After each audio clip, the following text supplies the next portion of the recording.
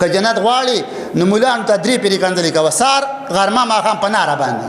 اول یې کنځله په فضلالرحمن پسې، دویمه په مفتي محمود پسې، درېیمه په سیم الحق پسې، څلورم په شیخ ادریس پسې، او پنځمه کنځله په چا پسې؟ شیخ حسن جان پسې. یاد لره یاد. سږ کال 67,000 علما جوړ شوي، سږ کال 1,00,000 حافظان جوړ شوي. یاره ته به د کوم یو حافظ مخې ته ودرېږي؟ د کوم عالم مخې ته به ته ودرېږي؟